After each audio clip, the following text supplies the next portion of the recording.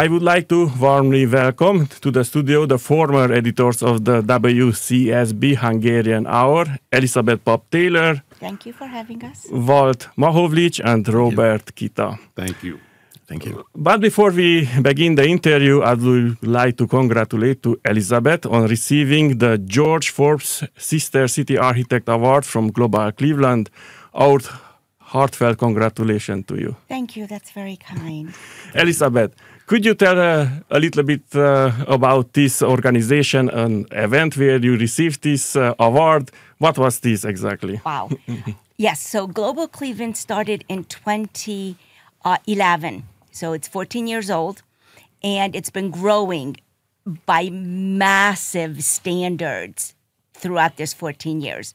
So at Thursday's event, there were 300 people that were there, and they were the movers and shakers all over Cleveland. So it was a huge, huge privilege to be the first one to receive this particular award. And I am forever grateful for Global Cleveland for thinking of me. So, yes. Who was George Forbes and why Sister Cities Architect Award is named? Tell about this award a little bit. Yes. Why did you get this one? Why did I get this one? I am very active in the Cleveland community. And so that's one of the reasons that I was chosen to the meeting where the Irish Town Bend project came to be born, essentially. So Joe Sipperman is the CEO of the Global Cleveland. And he's the one who gave me a telephone call. You're the Hungarian connection to Cleveland. Come to this meeting. And so I've been working in the Cleveland community ever since 2010, really, in the Hungarian Cleveland community. And so George Forbes was the architect behind making Miskolc and Cleveland sister cities. Okay. He accomplished a tremendous amount. He was a very powerful politician, as we well know. And so Global Cleveland decided to have such an award for the first time this year. And so, yes, I was really taken aback of, for me to be getting this. Congratulations, and I am very happy for you that you received this award.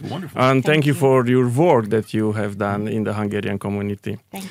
So let's move back to the interview itself. At the beginning of the show, I briefly explained to the Hungarian listeners what happened with WCSB, but I would like to ask each of you to tell the story in your own words. Walt, you were the first person who informed us about this situation. Could you please summarize it now? Yes, as far as the change that took place, or really the shutting down or takeover of WCSB. To give just a little bit of background, WCSB is the college radio station of Cleveland State University. This year, in the next few months, it would have been 50 years since the station was started. The station was led by students, but as you mentioned in Hungarian, although the leadership was by students, it also included many people from the community, including several ethnic programs. On the 3rd of October, at about 11:20 in the morning, the student managers on a Zoom call were told that the station was going to be run by Ideastream Public Radio, that it was changing format, and before that 10-minute Zoom call was over, the format changed. Also at the same time, the key cards that we used to get into the building were changed, so they could no longer be used. Within 10 minutes, the police showed up and marched the student managers and staff out of the building. And that's the last time any of them were allowed to be in the building. I received an email, as I think Elizabeth did, and all of us did, at about 11:36 in the morning, about 10 minutes later, telling us that this had happened and that none of us were associated with WCSB anymore. We had no chance to say goodbye to our listeners, or for that matter, to get any of our personal artifacts and belongings back from the station, which included both my personal collection of Hungarian records and the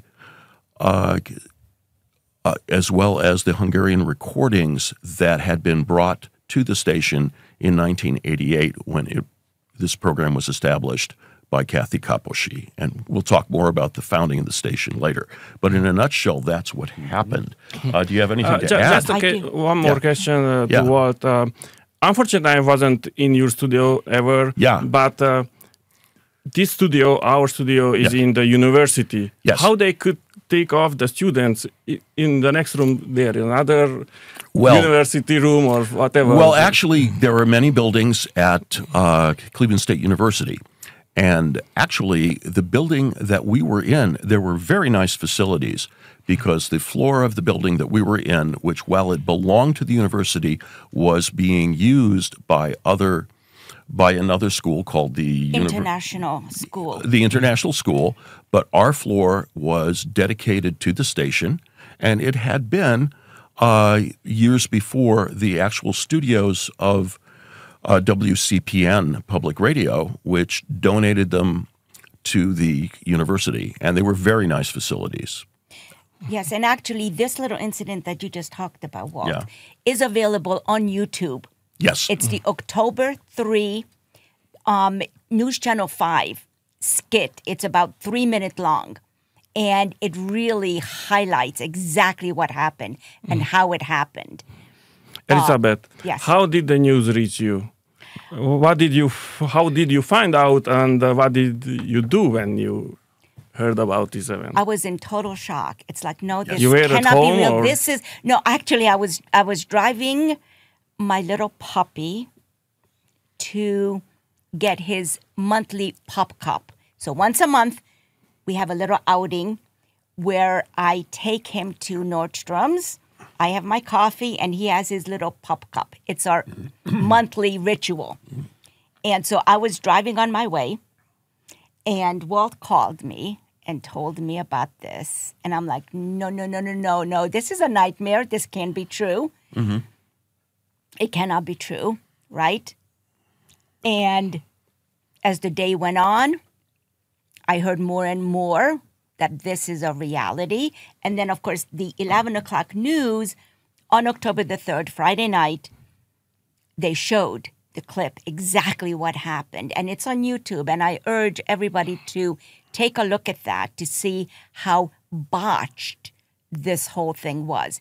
The students, where Ali was in the studio, she was actually playing a Rachmaninoff piece.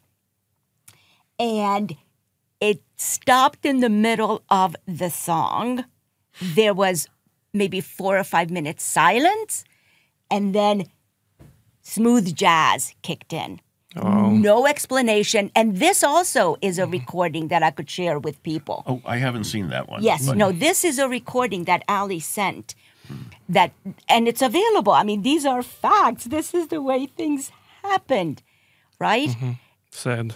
It's there's no explanation, and we never got an explanation from CSU. Never. Information has come out, which we can tell you later in the interview, but nothing clear. And I hope it's never going to get a phone call like this one. I hope you never do. You're a whole different school, my dear friends. You are a different school here. Bob or Robert, I don't know how Bob. to... Bob, okay. When you heard this news, what did you think of? I was very surprised. I was on the phone with a friend of mine who liked to listen to WCSB in the mornings, enjoy their programming. And he informed me of what had transpired. And I thought, this is absurd, because the whole purpose of a school radio station is for those students who are interested in the media and would like to get experience on the air. So why would the school just take that away? Exactly. That would be, like one of the local universities saying, we need the space for something else, so we're going to close the med school or the law school or engineering. Right, exactly. It just made no sense. Of course. And I don't have the kind of details you do because I've been away from the program for, 5 years now? Not quite, but 3, almost close 4. enough. Yeah. 3 or 4, yeah. And my thought was, well, is this some sort of financial thing that the university needed?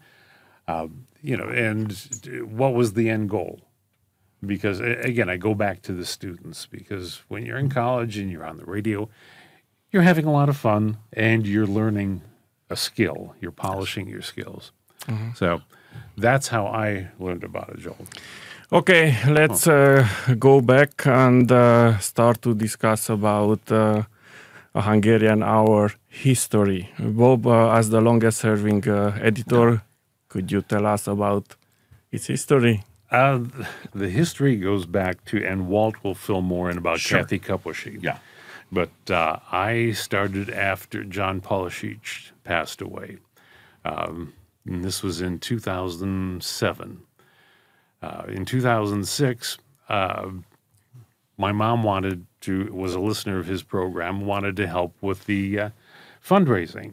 So I drove her down there, and in the course of talking with John, yes, I many times in my life been on radio and television and all that. And he said, well, why don't you join me? Okay. So I'd start coming down on Saturdays. Unfortunately, after about 3 months, he passed away. And the question I got at his funeral was, will you continue the program? And in the 15 years, or almost 15 years I did it, I always regarded the program as a stewardship. This is something for our heritage, for our community here, that wasn't to be taken lightly. I begged, borrowed, and stole as many Hungarian records as I could, and would ask different people, okay, because my Hungarian was minimal at the time. I tried. And so it became a lot of fun. I loved the interviews, especially when Elizabeth and Walt would come down early on, and others, and talk about the old days.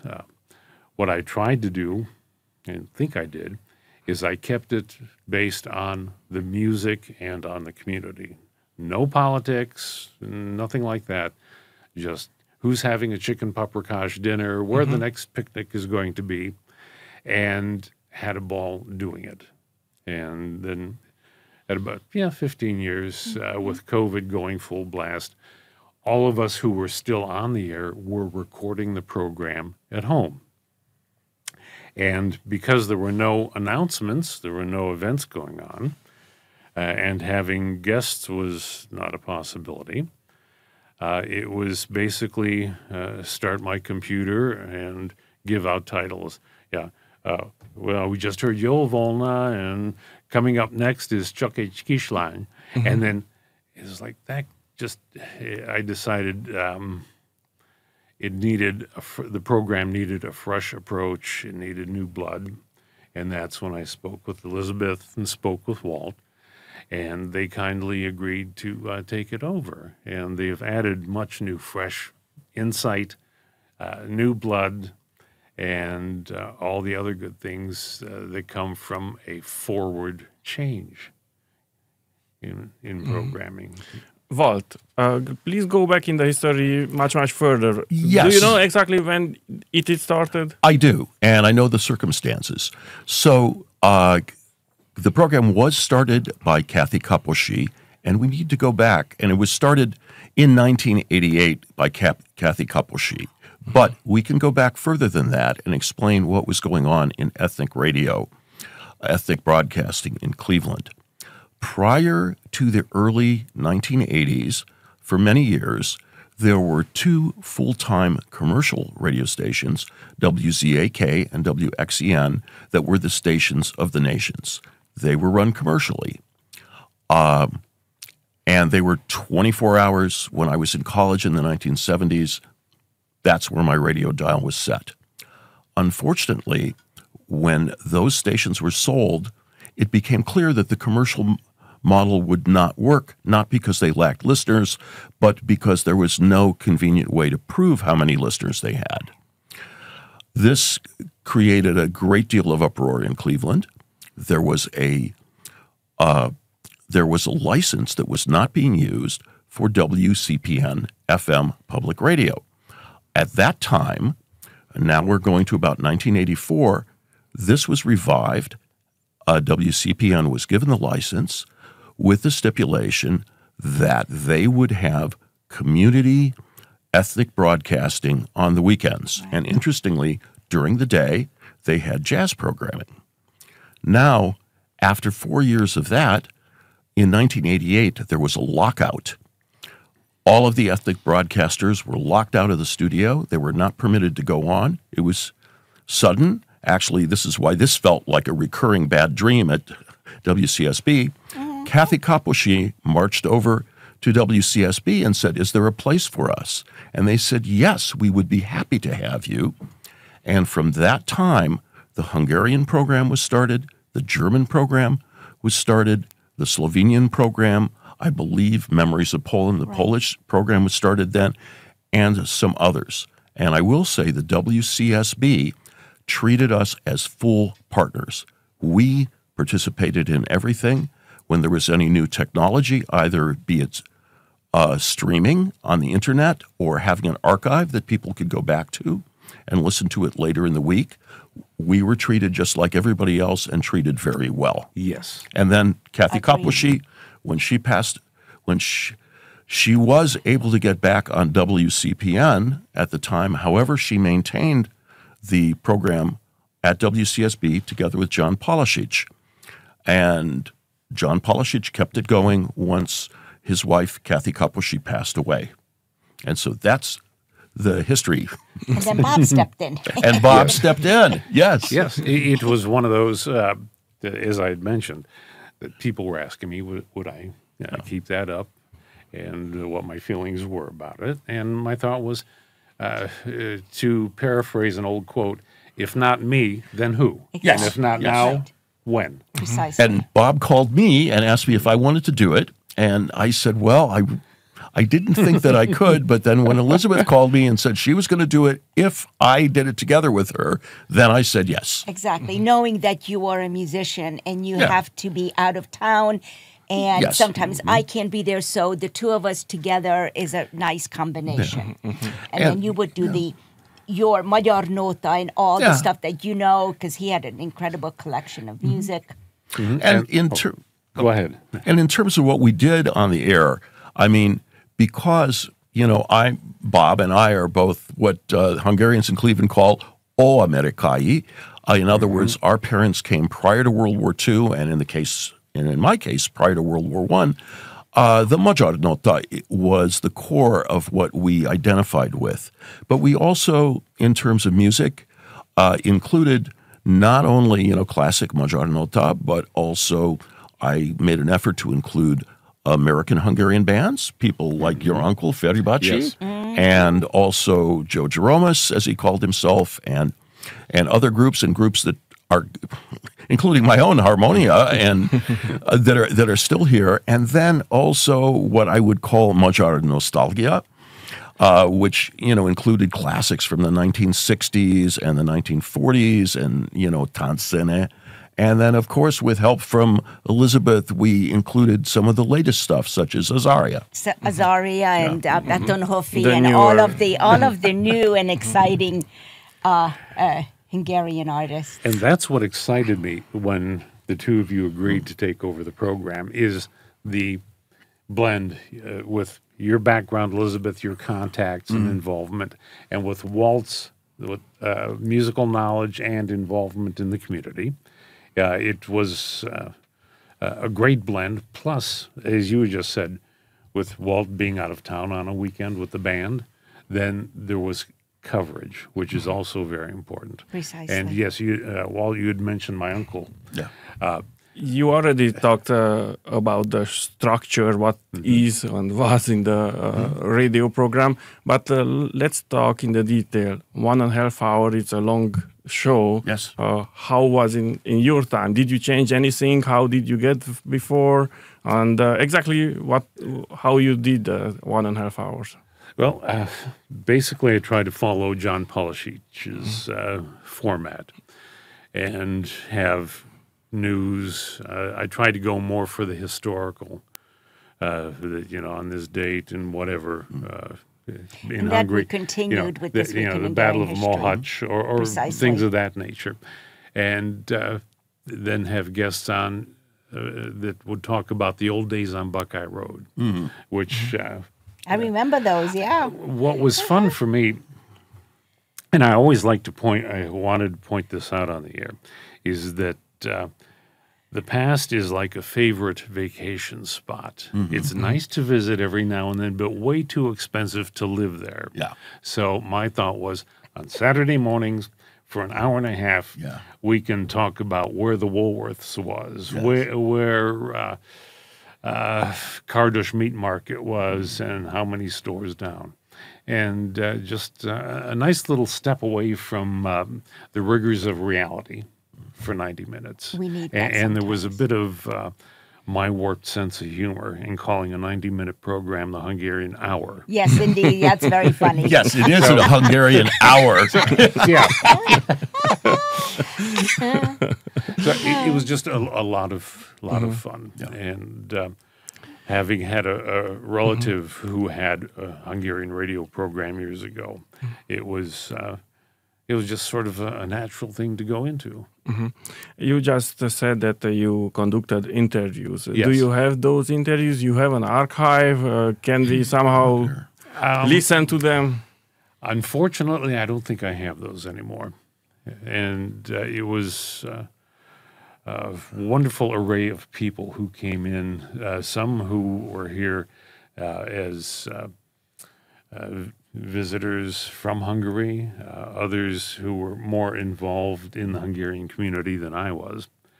And I'm trying to think of others who just enjoyed being, some of my friends too would say, well, can I come down and be on the show? Richard Chadoshi Yes. was on with the Remembrance of Buckeye Days. Yes. That and special projects like one of the clubs was going to do cleanup at the old Woodland Cemetery. Yeah. Oh, right. And right, so right, right. other activities like that. But that was the most fun for me, is not just sitting there alone, but having people And to of talk course, you with. had me to talk Yes. about paprika every Yeah. year. Absolutely. Yes. You know, from 2010 onwards, I was on your show once a year talking Yes. about the date, the time, the importance, who are we celebrating this year. Yeah. And absolutely. I would always play the Krumpli Boogie for you. Krumpli Boogie, yes, Krumpli of Boogie, course. yes. Yes, that was always fun talking. And also, I enjoyed being on it because I know I would frequently come in, particularly in the early 2000s when I was frequently bringing groups from Hungary performing traditional folk music here. We'd always talk about that. And I always felt welcome. And before you, when Kathy Kaposi and Zsolt Molnár had it, I also frequently appeared whenever there was something of interest going on musically, and that was wonderful because it truly reflected the community. I can say just a couple things about what we did that was maybe a little different than you. When Elizabeth and I started, we decided that we would have a somewhat stricter format in the sense that we had the community news for about the first 10 to 15 minutes of the show, so everybody knew when to tune in to hear that. Elizabeth did a wonderful job with Today in Hungarian History. Well, Cyrus did. He's the one who wrote it, but I read it. He wrote it, but you read it. Yes. And it was many figures that were lesser known to American Hungarians. And then, of course, because Elizabeth has training in information science, and as a librarian, she also had a book club of the air. Yes. Which was great. Book recommendations, stuff like Halász Rita just wrote a book in Budapest that actually made the New York Times Sunday book section. Nice big write-up. And so I was really excited to read about this because, she's a Hungarian author. And not to mention David Szalai, who just won the Pulitzer Prize. And then, of course, our beloved Krasna Horkai, who just won the Nobel Prize. Yes. So I recommended books, 2 books usually, one for young readers or children or young adults, and the other one for a more sophisticated reader like a novel. But sometimes it was a biography. Sometimes it was a historical piece. And so that was a lot of fun. Once a month. And Very we good. would do that. And perhaps one question that may come up with is why was our program primarily in English? And I can tell you why. 1 second. Yes. I have to take 10 seconds. Oh, yes, we understand. Station ID. Station ID? Yes, of WJCU course. We know about University that. Heights from the campus of John Carroll University. Bocskai Radio, a Clevelandi magyarok hangja. So, Walt, please continue. Yes. Why English? Why English? Why only English? Well, and it wasn't only English, but it was mostly English. It was mostly English. And the reason is because it may surprise some of your listeners and your listeners who are in Hungary that there are many American Hungarians, such as myself, who unfortunately have lost the ability over the generations to speak our language fluently.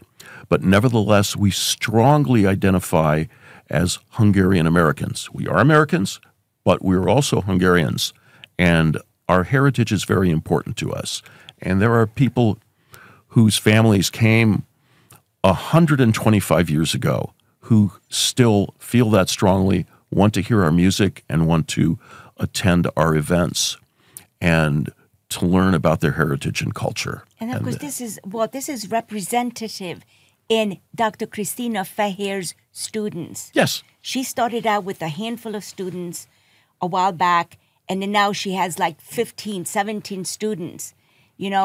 There are a tremendous amount of either mixed marriage people, father is Hungarian, mother is not, or the other way around, but they love the Hungarian heritage, the food, the culture, the music, the traditions. Yes. And we have to embrace them, Exactly. totally. Yeah. Totally.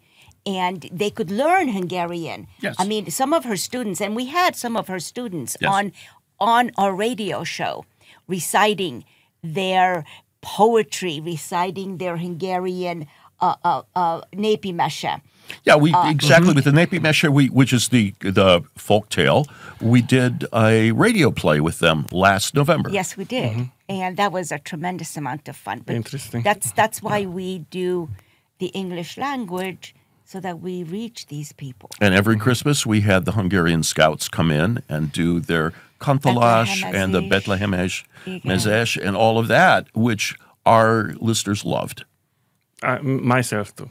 Yes, of Thank course. you. Okay, you all talked about very nice thing and everything over time going to be even nicer. Yeah. Bob, would Yes. you be so kind to talk about the biggest challenges during your years? What was the hardest thing for you?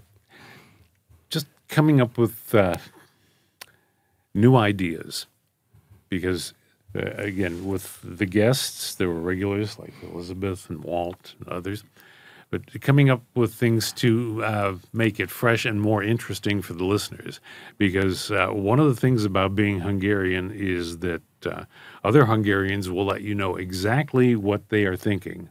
And I would get calls saying, "You're playing the same music all the time." And it's like, oh, yeah, you're right. Getting more announcements, more involved. And the commitment to be there every Saturday morning. I even worked around that because my work has me working every third Saturday. So I would either record it and have that in. But it was the idea. Yeah, the biggest challenge was just trying to come up with something new and fresh, even if it was something as simple as, ending the program. Well, let's see, the name days for next week will be, and then things of that nature. So, I did what I could, had fun doing it, And when it's fun, it's a little bit easier than if it's a burden. And that's why I go back to what I've said many times. It was a stewardship as far as I was concerned. Yes. So you try different things, and as Walt mentioned, the bulk of the listeners were English speaking. So I believe that helped too. You know, my own feelings were, wow, I should be better at Hungarian than I am. So I tried. But again, for my age group, I have friends, 2 close friends. We're bordering on 70 years of knowing each other. Oh, my. And we're still in frequent touch I say. and talk about the old days. Yes. And so a lot of, as Walt said, the audience, Americans of Hungarian heritage, it's wonderful to celebrate the heritage with everything that you listed, Elizabeth, like the chicken paprikash and all that. And I've run into people of other backgrounds. And you mentioned Solana, chicken paprikash, tilted kapusta. It's like, oh, yeah, you know. So, yeah, I didn't find too many challenges. Maybe sitting on the freeway on a snowy Saturday morning. Yeah. But That was the other thing. You had quite a drive. Yeah. 40 minutes? 35? something like that, Yeah. But it was the idea that I accepted a responsibility, and I was going to fulfill that responsibility and that commitment, no matter what. And we're very thankful that you did. Yes, very You thankful. kept it alive. I listen to your program and I did Kathy's too. program all the time. Absolutely. Thank Going you. to the farmer's market Saturday mornings for sure. Absolutely too. Bob. Yeah, Soleil's down. Yeah, that Okay. too, yes, Okay. yes, Salai. Bob, which moments or episodes are you most proud of, or interviews or whatever? Oh boy, drawing back on 15 years, that's a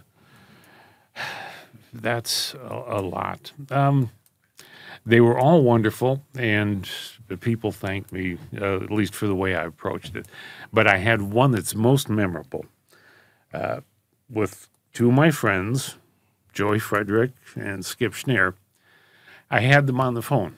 Skip lives out of town, and Joey was there with me.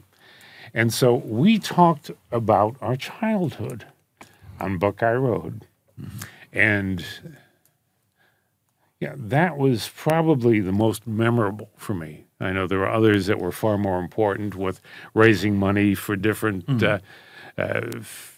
charities and whatnot that Elizabeth was involved with, or making sure I had enough information from Walt to where he was performing. But yeah,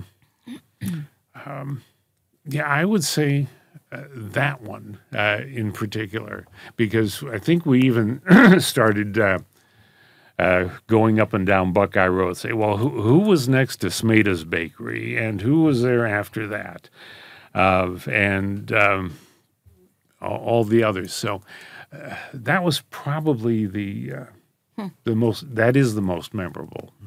Nice. Okay, in 2022 or end of 21, you decided to stop doing the Hungarian Hour. I don't know if you can tell about us what happened, why you decided to stop it. Well, in that, excuse me, we were still at the height of COVID. And as I'd mentioned earlier, I was recording the program on my computer at home and just doing inserts with the titles. And there was nothing to do. And my thought was, I owe the audience something better than this. Because if I didn't feel that way, then I could have just strung all the songs together and not even bothered with the titles and email it into the studio. And I thought, well, if the situation with COVID, can't have interviews, there are no events to talk about, and that it did need some fresh blood, some new insight. And that's when I decided that it was time to start looking around, making inquiries as to who would want to take that over. And in the course of that, that is when the restrictions from COVID started to ease up a bit. Yes. And so I think it worked out nicely because we have two wonderful people who took over the program, did many new things. So thank you. And thank you for keeping it going for 15 years. Well, as I tell people a lot of things, and even in this case, there are advantages to being a stubborn Hungarian. I wasn't going to give up. No. He didn't want to. Okay, let's turn to the new era, Elizabeth and Walt's era. How you guys started to be a host radio? It was a difficult thing for you guys to be in front of the mics, push the buttons, and do a radio show. I'll be totally honest. The very first time that we were going to be on the radio, Walt was absent. And I've never been serious. Do you remember that time? Yeah, I was sick with COVID at the time. He was sick with COVID. Yeah. So I was the one who surfaced for the Hungarian Hour, and Jim Wilson, who was doing Highs in the 60s show before me. I said, Jim, can you just show me which button does this and which button allows me to play the music, which button makes my microphone turn on? And he stayed, and he walked me through practically the whole hour. But it was learn on the moment, because I've never even, it was Walt who knew how to do the controls mostly, and then he was gone. So it was learn by doing. And thank you, Jim, again, for staying the entire 1.5 hours to show me how the buttons work. But we did have one get-together with Bob. Yes. At your house. I Yes. remember that before Christmas. And he went through the nuts and bolts. I was taking notes, but I never pushed a button. Yes, he had also trained us in. There are actually 2 studios at the WCSB facilities, and he trained us in Studio B, which was very helpful. But I guess maybe because I've got scientific training and I'm comfortable about these sort of things, I was the one who kind of learned how to press push the buttons and slide up the sliders. And even then, I was a little hazy when I started. And of course, when I started, I had no trouble being in front of the microphone. The usual problem is just getting me off it. Well, the musicians, Exactly. the musicians have The that. a band leader, is used to that. Okay, let's step one step back. Bob called you Walt to take over the show. How you decided you want to take Elizabeth? Why you didn't try even others too, or did you try the others too? Well, no, I just initially, I was just thinking that it would have just been me, and I think I said, well, if this had been 10 years ago, I might have said yes. But, it was a question of feeling that I wouldn't have enough time, because I am, very active with Harmonia, which is my band, and with other groups, and I didn't feel that I'd be able to do a good job. And then I got a call from Elizabeth, who I've known for many years, and Elizabeth has a background in, what is politely called development, and she can be very persuasive, and she persuaded me. Well, we were in cahoots. No, we were in cahoots, but, yeah. When she talked to me about it, I said, okay. Yes. Yeah. We said, we came to an agreement. Yeah. Because, like I said, when Walt couldn't be there, he felt comfortable in taking on this opportunity, but he wouldn't have to feel that he's abandoning everything if he had to play in Philadelphia. Yeah, or wherever, wherever. Or in Florida sometimes. You had to be absolutely. Gone, for the weekend. And so we came to the arrangement. Can you tell me about how did you prepare for a show? How you decided what to be on the show? Well, if I knew Walt was not going to be there, and he was very good about telling me that this particular day, I'm going to be gone, then I started to pull together the show. And my husband, Cyrus, was a huge help in this department. Because granted, he's born and raised American from the 16th century onwards. He's an American born and made. He loves the Hungarian music and culture and literature, history, the whole thing. So there were times when he put together the playlist all by himself. There were times, there were weeks when that happened. And if that wasn't the case, then I would do either a theme sometimes, or if there was an important author that was born that particular month, I would do, poetry and all sorts of information about that particular person or artist, musician. So it came in dribs and drags throughout the week. Whenever I had 30 minutes, I would sit down and pull together. With the books, I read every single book that I recommended on the show before I would recommend, simply because they were books like Szilárd, where I was really wanted to do his books, but I decided that this is not for the audience to read because it was way too heavy. But I would read the books and then recommend them, which was a lot of fun, in my opinion. And of course, Cyrus Taylor, my husband, and I, usually on Sunday nights at dinner, he would say, okay, we have a choice between this, or this for this week in Hungarian history.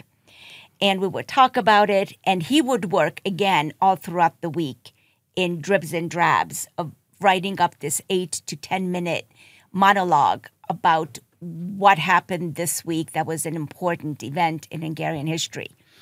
And so usually Friday nights, sometimes Saturday mornings, he would hand me the monologue. Sometimes it was fresh off the printer. It was still warm when I was driving down. But usually Friday or Saturday, I would get the monologue.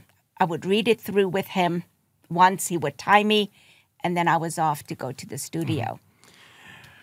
You guys did a lot of interviews during the Hungarian Hours.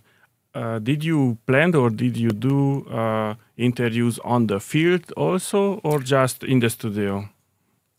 We did them just in the studio, basically. We were lucky enough to have people that were quiet, where we could have a controlled environment.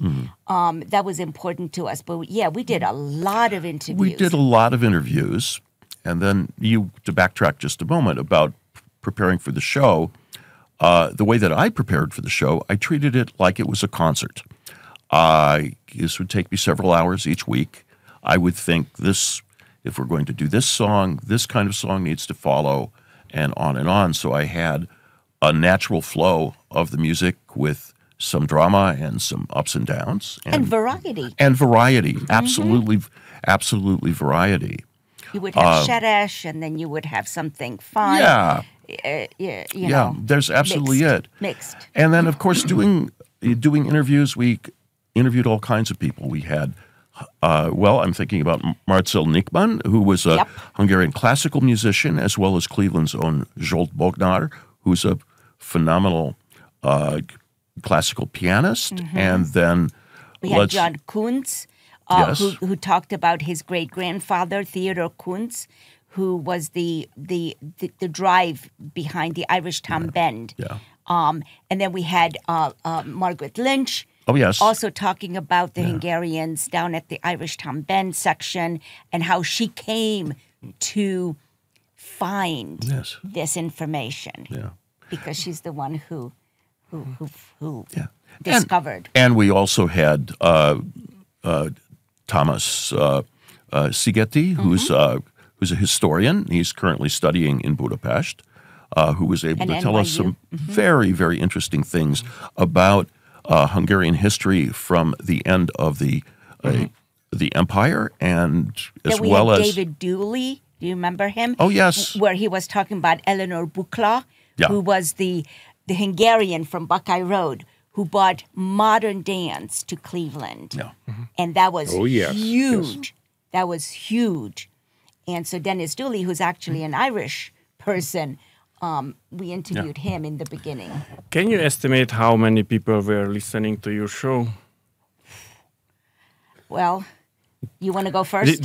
Okay. I could give you an estimate. I mean, there are not hard numbers because although we could see how many people were streaming, and at any one time there were maybe only 30 people streaming from around the world, but I would estimate that we probably had somewhere about 1,000 to 2,000 people at least listening in this area during the program, possibly more. Because many, many people at events would come up to me and say, "We love your program. We listen to it all the time." Yes, I'll go with that number. I think that would be fair. We did not. The studio did not have any means to actually determine how many listeners they had at any time. Well, there's two things with that number. Number one, we could not measure how many people were listening on the 89.3 Yes. FM dial because it's a college radio, right? Yeah. You know, so, but I agree with the number that you guys quoted. Plus, we could see who's listening in real time at this very moment, but we could not see who listened to the archived material. Oh, yes. That was available for a full week after the initial Saturday when it was posted right after our show until the next week's program was posted. And- so we're missing two numbers. And with regards to archive, you did ask Bob if the programs were archived, and they were. Even Bob's programs were For a week. archived. No, they were archived for much longer than that. You could only access them. Okay. Listeners could only access them for a week. But I did go back and download a couple of your programs. We are concerned, however, that the archive of programs, which was very extensive at WCSB, may have been lost. We hope it has not been, but this has happened in other situations connected with Ideastream taking something Yes, over. we have heard that, absolutely. Yeah, so we are concerned about Very that. much indeed. The college radio station depend on donations to operate. What can you tell us about the annual fundraisings, efforts, or anything what is related to materials? So there was one day out of the whole year that we have a thing called Radiothon. And actually, that's going to be coming up next week for us. It would have been, yeah. On the calendar. So it was one full week. So every single DJ had the chance to, help for support. And throughout the years, the students did raise a tremendous amount of money, mostly for materials like microphones and tables and new recording equipment. You guys And know... we do have some, I was going to say, we do have some figures as to how much it was. So, for example, during fundraising, the station raised about $40,000. The university had a budget of $40,000 per year, which, to put it in context, is about how much it costs them to have a single class. So it wasn't a big financial commitment on the part of the university. Right, exactly. And Do you know the Hungarians, how many Hungarians donated these times, or Do we the have that? amount? I don't have those figures. Yeah, well, we did have a lot of callers in from all over, but I simply don't have that number. What was your But, experience? we had 1.5 hours is all we had on the air to ask for funds. So We had a rough Bob might idea be. because we had volunteers Yeah. taking the pledges. Yes. But as to the actual numbers of how much money came in from those people, I did not see or have access to I any don't think records they like that. identified themselves as Hungarians, A lot of people didn't. you know? And one thing I'd like to stress to your listeners who may not be familiar with how college radio works, with the exception of a couple of students who were in management of the station who got scholarships, and there may have been a small honorarium. all of the people who worked there were volunteers. Every one of us. The music that was, in fact, even the music, the money that was raised by our program and by all of the programs went into the general fund to support the radio station. So any materials that were purchased for the Hungarian Hour were done by the volunteer radio DJs. That's right. Exactly. Oh, yes. Yeah. Okay, let's move forward. Okay. Thank you so much for the history. This Thank you. was very, very interesting. The university restructured the station and handed it over to the Ideastream Public Media. In your opinion, why did the university give up the control of the programming? Or more precisely, why did they take it out of the students' and community hosts' hands? Well, that is the question of the day, isn't it? Yes. And, to be quite honest, we have not gotten a clear answer. No. Either from Cleveland State University or from Ideastream. Nobody is telling us exactly why this happened. Because supposedly there was no money exchange here. It was not sold and bought. Right? Yes. And here are the things that we do know. It just came out this week that there were, and this, you can see it on cleveland.com, which is run by the Cleveland Plain Dealer, that there had been 6 months of negotiations between Ideastream and Ideastream, for your listeners, is the consortium that runs both WKSU, which is an NPR station, as well as the wonderful classical station WCLV. This was all done under NDAs, and an NDA is a non-disclosure agreement. And strictly speaking, we understand that this was not legal for such a discussion to take place at a public university. Behind closed doors. Behind closed doors. There was nothing public. Nobody knew this was going on. The only thing that we've found out is that CSU President Laura Bloomberg has gotten a seat on the board of Ideastream. Wow. And there are 1,000 radio spots advertising CSU. It's advertisement, yeah. It's that sort of advertisement. Exactly why, President Bloomberg that's the president of CSU, has said it had nothing to do with Senate Bill 1, which is the bill that sort of put new restrictions on what could be said. But we really, really don't know. And this has been very quiet. We are hoping that we'll get more information, and we're really hoping this is not over.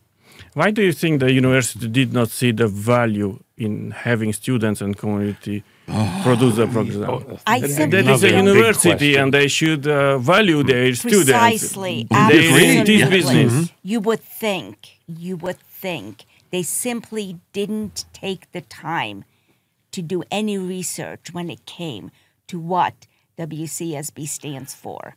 Oh, yes. The 50 years of legacy, the 50 years of DJs that are out there in all corners of the world, right? Yes. You can imagine how many DJs in 50 years Cleveland has been the incubator for many nationally known broadcasters. Precisely. And music, local music, like your Uncle Fetty. Yeah.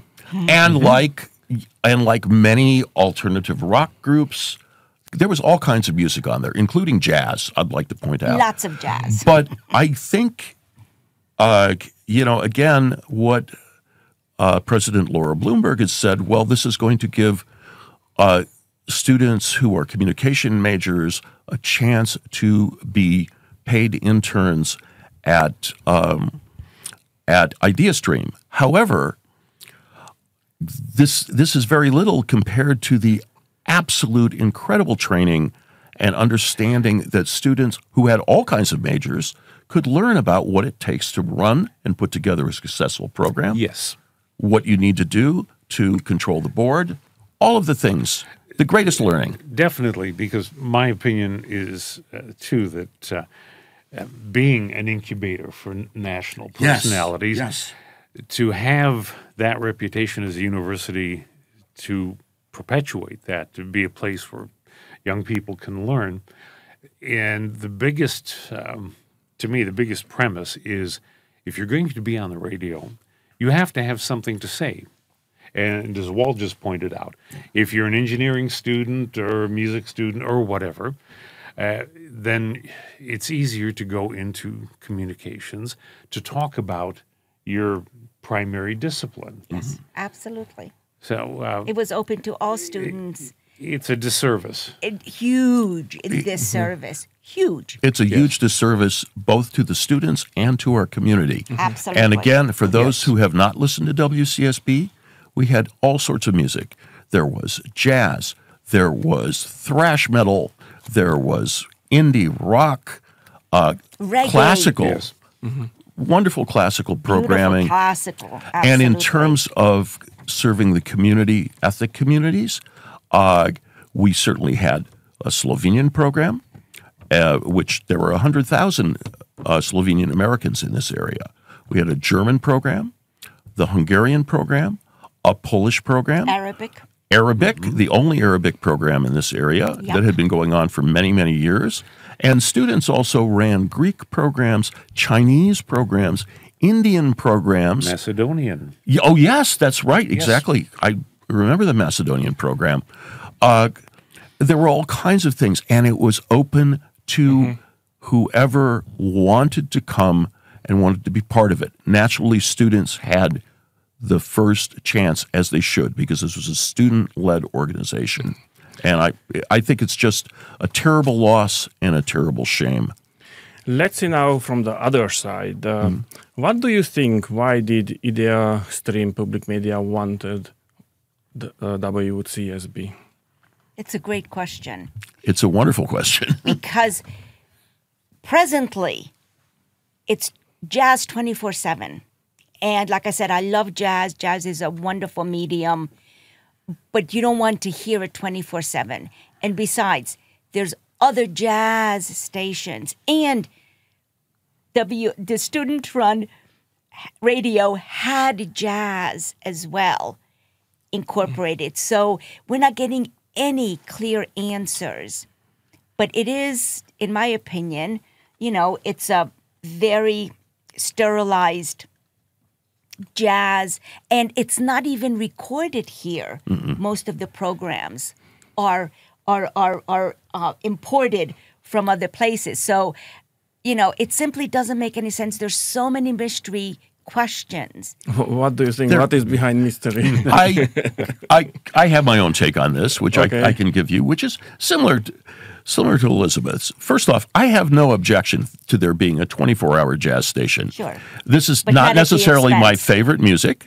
However, we do know that the Fowlers, who have had a great history of philanthropy in the Cleveland area, donated $1 million to Ideastream with the understanding that that would be used to put Jazz Neo, which at that time was being streamed, I believe, on sub-channel 3 of WKSU, to put that onto a terrestrial broadcasting. I'm not sure about that. But this we know. This we know. At least I know it. And but as far as I know, that had nothing to do with necessarily taking over WCSB, because there may be other frequencies that could have been used. And of course, those who are familiar with Ideastream here, we are getting WKSU on two different frequencies in our area in order to cover the whole area. But still, that is one possibility. Why else is very unclear. When the CEO, Kevin Martin, spoke on Around 9, which is about the only time he's spoken about this, he gave absolutely no reason, you know, saying something very, very vague about new opportunities for students. But that's it. It's really quite unclear. But, you know, the community is certainly outraged about this. Okay, community. How did the border Hungarian community reacted to the shutdown? What kind of feedback you got lately? Tons. Yes. Tons.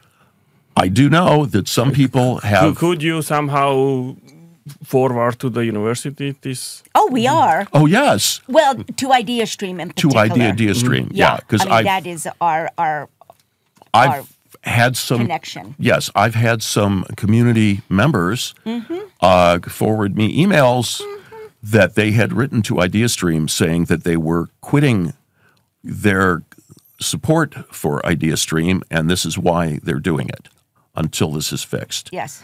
And I mean, I love NPR. I listen to it all the time, but this is really, really an outrage. Yes, I'm sorry. It's an outrage. We didn't expect this. No. From the interview that Elizabeth sent me, it seems that a few ethnic programs did remain on the station. Which one stayed and why those, and why the Hungarian program did not allow to continue?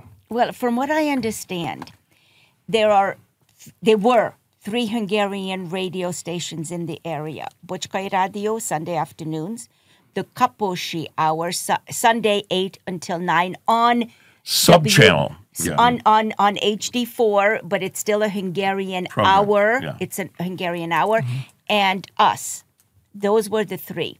And they figured, well, we could get rid of this one. We don't have to give the Hungarians an option because there's already 2 radio stations, Hungarians, in the area. That's my understanding. Now, the Arabic did get a slot on, but it's a temporary. Let us not forget, they gave the Arabic show a slot on Ideastream temporarily. Until they could find another source, either a podcast or streaming or whatever. But it's not necessarily forever, right? Besides Arabic, what shows stayed? I don't know about the Polish, but I do know that after the Kaposi Hungarian Hour, there's a Polish show that comes. That has been here for some time. I'm not sure if Anna Click received a telephone call. I have not been able to connect with her. I tried to call her a few times. Yeah, as far as we know, that was not transferred, and it also sounded like Kevin Martin had confused Polish with Slovenian. Oh, my. And certainly when he said, that's not good. Rather than saying the Arabic program, he just said Arab in a very offhand way. Oh, my. It was clear that he didn't really know. And he had also mentioned German, but as far as I know, and I'm in touch with the people at the German Hour, nobody has reached out to them. Yeah. And, you know, so we really don't know. Okay. From what I've seen in the news, neither the students nor you given up the fight. Is there a chance of winning the station back from Ideastream? Well, we certainly hope so. I mean, this is not over. You know, quite frankly, I simply don't believe that Ideastream did any research concerning what WCSB, the student-run shows as well as the nationality shows, what it means to the community. Yeah. I cannot see that they did any research to look into it. What would happen if we did this sort of a thing? Certainly, it appeared that President Bloomberg had not even listened to WCSB. Which tells you a tremendous amount. Oh, yes. Right? She kept referring, in her interviews, she kept referring to it as if it were just some sort of student club. Also, It was, as you know, it was done in a very tone-deaf way because it was actually done on College Radio Day, which Brutally. was the 3rd of October. It's Or they brutal. didn't care. Or they didn't care. They simply didn't care. And it's clear that they were not prepared for the sort of blowback that they've gotten, the response. However, at the moment, it seems like they're just digging in their heels. Indeed. So it's I believe there is some hope because we saw the sort of uproar there was in 1988. It did take a few months, but at the same time, too, we did have George Voinovich, who was in politics at that time, who strongly supported ethnic broadcasting and had been instrumental in the founding of WCPN. And we also had Alex Machaski as the editor-in-chief as the publisher of the Cleveland Plain Dealer at that time, who was very supportive of the community. And very effective in what he was very did. effective, yeah. Yes, for sure. How this will play out, we don't know. I know the students that were involved are definitely not giving up the fight. And community support, both contacting Ideastream and Cleveland State University, I think, would be very helpful. Calling Ideastream and voicing your concerns that we missed the Hungarian Hour. You got to bring back the entire WCSB student organization because, jazz, okay. And again, I have nothing against jazz. No, I love jazz. I do too. And we play jazz you can on listen our show. offline anytime. Well, that's true. Exactly what you like. I'll be careful about this because that is exactly what Jenny Northern, who is the station manager at Ideastream, told me when I talked to her, expressing my displeasure at our colleague Andrea having the Kaposhi radio put onto a non-terrestrial HD onto the station that part of the station that requires you either to have a computer or a Sirius XM radio, because that's not our core listenership. Right. And just the weekly announcement. Yes. That the First Hungarian Reformed Church is going to have a bake sale. The Scouts are having a concert. The Scouts are having a concert. Critical. And and this is something you're very well aware of, Zsolt, with the demise of print media, ethnic print media, because there used to be the weekly Szabadság years back. You remember it? Oh yes. And that could tell people in the general area what's going on. There also used to be columns in the Cleveland Press and in the Plain Dealer that are now long gone. So radio programs such as yours, such as ours, and of course, such as Kaposhi Radio are very, very important to keep the community together so we know what's going on. Mm-hmm. If you are not able to get back the station, would you consider continuing the program online? It's a different show. I mean, podcasts, they're a dime a dozen, I'm sorry to say. I mean, that's, Exactly. I mean, because we have listeners. Yes. Susie in particular, and I'm going to name her because she's a good friend. Susie and Steve, literally planned their Saturday lunch around our show. Yeah. They would turn on the radio at 11, 89.3, because that's what they have. That's what they're used to. This is their tradition. And have lunch and listen to our show.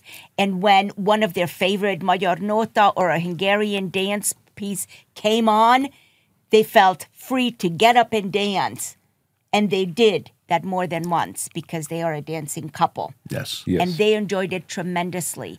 And I talked to Susie, and she always says, we miss your radio tremendously. And I said, we are working on getting it back. Yes. And as you had mentioned earlier, Elizabeth, about driving around on Saturdays going to the farmer's market. Exactly. Yes. Many people that I would talk to would say, oh, yeah, we're out in the car, or we stopped at this bakery and they had the Hungarian Hour on. That's right. And with a podcast, you can't do that. No. And what I heard from the Polish community was that a friend of ours tuned in to hear Anna Klick's program on the 4th of October. Yep. And of course it was gone. Mm-hmm. And when her grandson told her what had happened, she burst into tears. Yes. Because this was a lifeline to so many people. just as your program is. Exactly. You know, that's exactly, you know. It's a yeah. lifeline. I know a lot of persons who are not able to listen to our radio station because they are living very far. They are sitting in car to come closer to the university to be able to just listen to our radio show.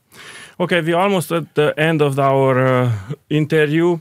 I don't know, I touched everything. Do you want to talk about anything else that we didn't talk yet about it? Well, I want to thank you for hosting us. Yes. You're welcome. And You're I welcome. also have to Köszönöm share szépen. with you how touched we are that not only WRUW has a slot every Saturday between 2 and 3 from now until the end of the semester, where any DJs from a radio station could go and reserve an hour. And I was lucky enough to get an hour on the 26th of October, 25, something like that Saturday. And I was welcomed so open arms. You know, it feels like, you know, when you're homeless and you get invited to somebody's house for a nice warm dinner and a nice warm overnight stay, essentially. It was so wonderful and beautiful feeling that you guys are reaching out to us because we are in a difficult situation. difficult situation. We appreciate temporarily. hearing from our colleagues. Absolutely. And one thing I would like to do, I'd really like to thank our listeners and all of the listeners of WCSB for their support over the years. And Very much so. Exactly. we still have hope, but we'll This see. would be my last question. You didn't have the opportunity to create a final broadcast. No. Now, at the end of the interview, if you would like to share or say something to your listeners, please, it's open for all of you. You go first. Oh, okay. Well, as Walt said, I would love to thank all the listeners over the years for tuning in and hearing what we have to say, hearing the music. Hallgató és nóták. And just even now, thank you, Zsolt, for continuing on, because our heritage, we are moving it into the future. I had my time doing it. Everyone has their time. The three of you have your time doing it. And sometimes that requires a street fight to maintain. Sometimes. But we, as a community, are not going to be slowed up or stopped, because it's wonderful for everyone to celebrate their heritage. Yes. And move it forward and provide that information and the arts, the music, whatever. So, nagyon köszönöm szépen. Thank you. I'll see you next. Well, what can I say? To our faithful listeners, we were happy to do this, and we very much were proud of being able to carry on our Hungarian traditions. And also as part of WCSB enabled us to carry on free speech in a way that is kind of rare. Sometimes people will say, well, free speech is only free for somebody who owns a printing press. But in fact, WCSB provided access to many different voices, definitely to our Hungarian voice, to other ethnic groups, and to people with other tastes and with other points of view. And we thank everybody who supported WCSB. And now, if you want to find what's going on with the original WCSB, you can look for XCSB. Once again, that's XCSB. These are people who are carrying on the fight. And again, thank you. Hopefully, this is just a comma and not a period, but we will see. Yes, I would like to emphasize as well, this is a comma and not a period, Walt. Yes. This is a transition period, but we will not give up the struggle to get everything back for the students, for the community, for all of us. And to our listeners, thank you so much for supporting us for the last 3 years that we've been in, before then with Bob. And our heritage, right? Our Hungarian heritage, where the music and the food and the customs and the history and the poetry, right? Oh, yes. Everything is such an important asset to Yes. us to keep this celebration going, and it is a comma. I like Definitely. that. We definitely hope. Because I know for myself, Yes. talking about practicing Hungarian Indeed. when things get a little bit rough, I'll just think to myself, magyar vagyok, erős vagyok. Igen, ez nagyon igaz. Erős, bizony, de nagyon is erős. Nagyon szépen köszönjük, Zsolt. Elizabeth, Walt, and Bob, thank you so much for coming to the WGCU, to the Bocskai Radio. I am so happy that I was able to host you here, and I hope I am going to hear good news from you shortly, and we're going to give further to our listeners. And one more time, thank you. Thank you. Köszönjük Thank you. szépen, nagyon szépen Köszönjük köszönjük. Köszönjük Igen is. szépen. And I am Viszont going to hallásra. play a music from Harmonia. This is